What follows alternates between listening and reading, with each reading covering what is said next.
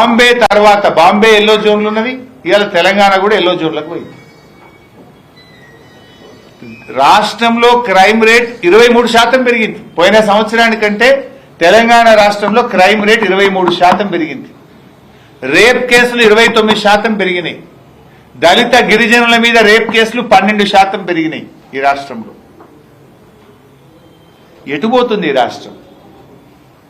పోలీసులు మంచి పోలీసులు, తెలంగాణ పోలీసులు the best police in the country. ఒకప్పుడు గుజరాత్ వాళ్ళు, మహారాష్ట్ర వాళ్ళు తెలంగాణకు వచ్చి నేర్చుకుందరు. క్రైమ్ డిటెక్షన్ రేషియో మీ తెలంగాణలో చాలా బాగుంది, అసలు ఎందుకు ఇంత ఫాస్ట్గా మీరు దొంగల్ని పట్టుకుంటున్నారు, ఎట్లా పట్టుకుంటున్నారు అని మహారాష్ట్ర, కర్ణాటక, గుజరాత్ లాంటి రాష్ట్రం వాళ్ళు తెలంగాణకు వచ్చి నేర్చుకొని పోయింది. కానీ ఇవాళ ఏమైపోయింది? ఏడాది లోపలనే ఎందుకు ఇంత ఆగమవుతున్నది? మరి అదే పోలీసులు కదా, తెలంగాణ పోలీసులు దేశానికి ఆదర్శంగా ఉన్న పోలీసులను ఇవాళ రేవంత్ రెడ్డి గారి ప్రభుత్వం వాళ్ళని ఇతర అవసరాలకు వాడి, రాజకీయ కక్షల కోసం వాడి తెలంగాణ ప్రతిష్టను మంటగలుపుతున్నాడు. తెలంగాణ పోలీసుల ఆత్మ గౌరవాన్ని దెబ్బతీస్తున్నాడు ఇవాళ రేవంత్ రెడ్డి గారు. అసలు చాలా మంచి మంచి సాఫ్ట్వేర్ ఉండేది మన దగ్గర. హ్యాక్ ఐ, ఎవరైనా మహిళలు ఇంట్లో నుంచి బయటకు పోతే హ్యాక్ ఐలో రిజిస్టర్ చేసుకొని పోతే సేఫ్గా ఆమె మళ్ళా ఇంటికి చేరేదాకా పోలీసులు మానిటర్ చేసేవాళ్ళు. 23 లక్షల మంది మహిళలు హ్యాక్ ఐలో రిజిస్ట్రేషన్ చేసుకున్నారు.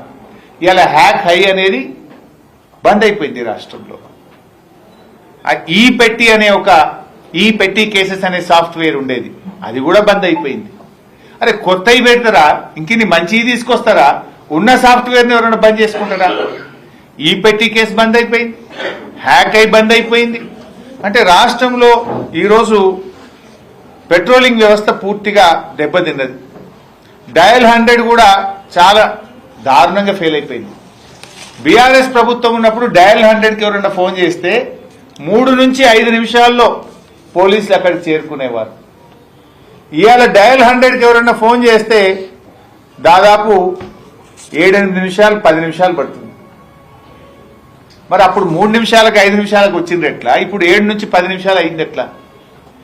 ఏమైంది? ప్రభుత్వం మారగానే మారుతుందా? అంటే అక్కడ టెక్నాలజీని సరిగా వాడతలేరు, అక్కడ స్టాఫ్ను తగ్గించారు, నిర్లక్ష్యం అవుతా ఉంది.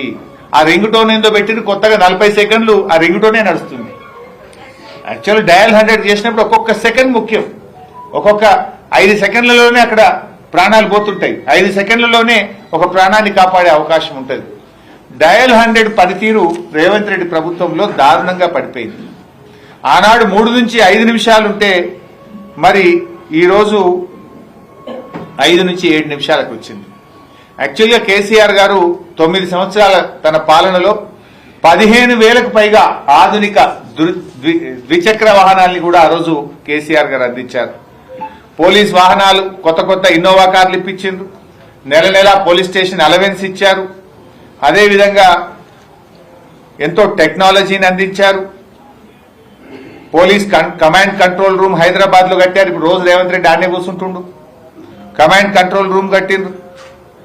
అంటే పోలీసుల ఆత్మగౌరవానికి భంగం వాటిల్లకుండా తలెత్తుకొని విధి నిర్వహణలో పోలీసులు ఉండే విధంగా కేసీఆర్ గారు పనిచేసింది.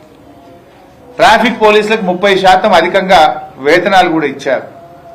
టెక్నాలజీకి అవసరమైన నిధులు అందించారు. కానీ ఈరోజు చూస్తే చాలా దారుణమైనటువంటి పరిస్థితిని ఇవాళ పోలీసులు ఎదుర్కొంటున్నటువంటి పరిస్థితి కనబడతా ఉంది.